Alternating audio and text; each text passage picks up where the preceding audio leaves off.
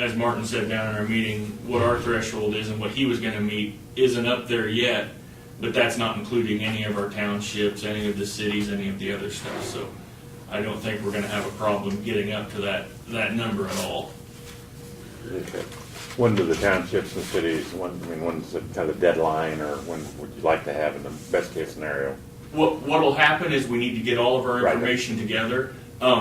As Brad said in the meeting, we haven't been down some of the roads even Right, I yet. know, but I mean, what's the timeline? I mean, when, The state will come to us and say, we're gonna send our damage assessment team out there. okay, We'll set up down here in the meeting room in the basement, call all the townships in, and they'll come in and give their Okay. reports at that time.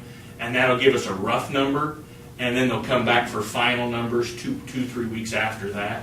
so. So it'll be months before we Okay, get stuff. that's what I was, I mean, I didn't, I was wondering how long before the townships, the state, how soon they had to have their information to you or to compile to send to the state. Probably in 2 or 3 weeks, they'll Okay. want to come here and get rough numbers Okay, from us okay. and here's some kind of numbers, but those numbers will change. Oh, right, yeah. But they want, damage between the 29th and when they close this window. Right. That'll be the only thing we can do in there. Well, because we could have another incident.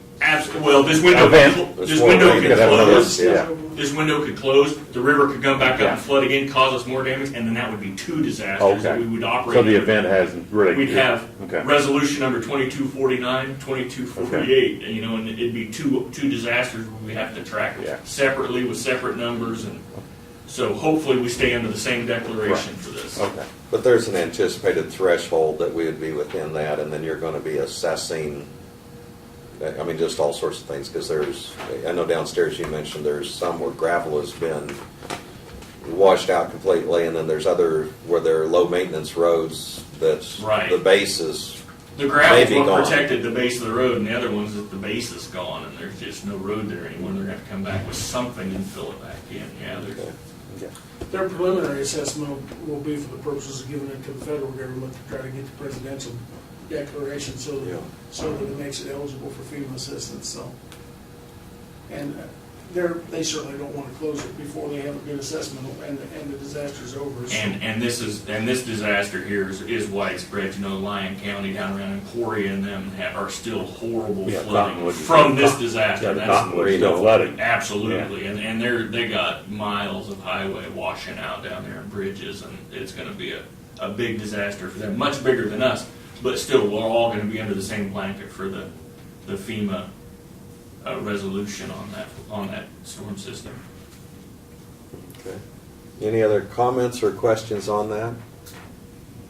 Resolution number? I believe the resolution number is, 080813.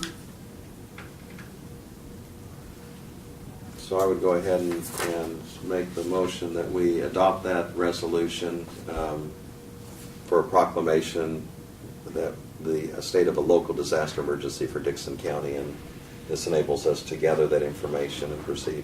Second. Any other comments? All in favor of the motion, say aye. Aye. Opposed? Motion carries. One thing, Lynn. Yes. This expires in 7 days, so if we're still under this same band after 7 more days, I'll come to you with another one and ask Okay. for another disaster. From this day on, if we On have the another same event, one. if we have another event tonight, we can still use it under this resolution. Right, and we'll Yeah. just extend this Yeah. one out Yeah. another 7 days. Okay. And, something as serious as this, if we would have to call a special meeting, we could, but we would be meeting next Thursday where that would be within that time frame. And that's why we waited until today to do it, because Okay. it really wouldn't any benefit to having a special meeting this week, so. Since we can post-date it back to the 29th. If we'd had a lot of power lines down or something, we probably would have came to somebody and said, hey, can we get this signed? Because then our utility guys could have worked 24 hours on different crews to put the power back up, but it wasn't that kind of an issue.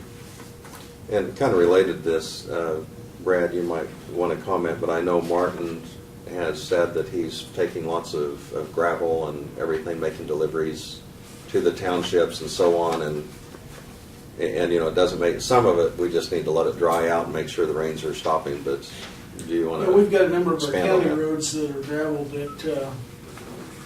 with rain predicted for today and tomorrow, we're really hesitant to go out immediately and put gravel back on those roads, simply because a lot of the wash right back off. And not only is it additional cost for us, but it puts all that gravel out in the farmer's field that he doesn't particularly want either. So some of the locations we're strategically pausing and methodically waiting to replace that gravel. Other locations where we know people have to have that road to get in and out their homes, and those locations we have hauled a lot of gravel already this week, and our guys have worked a lot of hours to get keep those places in shape. So. And one of the things too, I think it makes sense that people need to be concerned and care about taking care of the roads within our county. And I know some people with four-wheel drives and so on, sometimes you kind of like to see what they can do and where they can go. And roads that are already damaged, it really doesn't help us at all to have them further damaged. And that's just extra expense. And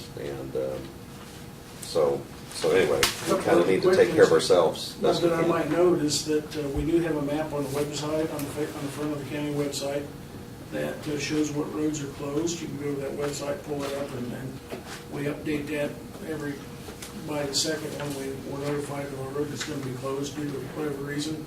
Also, there right below that tab, there's a line that you can click, and it opens up a form that you can report road damage.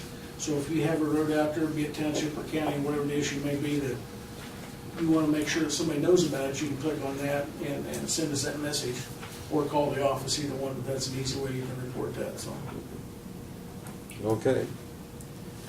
Well, we'll move on, and Chancey, appreciate the work you're doing on that, and also I know the townships and township boards and a lot of people are involved, and our crews are really working a lot of long, hard hours. One of the things I thought was interesting, Martin mentioned downstairs, is there was some debris had gathered around one of the bridges or whatever, and then we got another big rain, and when it came out, it just kind of washed them all out and moved it on down. Didn't wash out the bridge, but washed out all the debris, and so there's a lot of things going on. Okay, on to no unfinished business. On to other business. We have to review and consider the bid for a track loader lease. A little history on that. Each year we used to own our own skid steer, and probably 6 or 8 years ago we started leasing that. A couple of the vendors provided very attractive annual lease to government entities, and we have leased a skid steer on that lease program for a number of years. We have obtained 2 bids from 2 different Bobcat dealers. One's Bobcat of Salina, and the other one is the Bobcat, White Star Bobcat out of Topeka. And for a compact track Bobcat loader, for 1 year, Bobcat of Salina's bid is $4,621. And White Star's, or the Bobcat dealer, White Star Machinery in Topeka, is $4,825. The only difference in those two, other than the dollar amount, is that Bobcat of Salina is who we have the current lease with. That's due to expire in the next 30 days.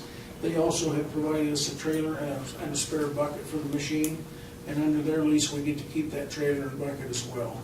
So what now makes this lease such an attractive lease is this is a $90,000 machine that we're getting for $4,600 a year, and then every year we get a brand new machine. They swap us out. What kind of hours did you put on the one you got? We have a limit on the current contract of 600 hours, although with next year's they've taken the hour limit off. So part of that is no hour limit, so we keep the same trailer and bucket. This year, we went over that 600 hours on No, one? we haven't, Oh, okay. and the guys watch that. Yeah, because I know usually when you go over, it's a pretty good Yeah, charge. when you go over it, it's so Yeah. much an hour, and Yeah. that came about at the Chapman tornado when we were using it over,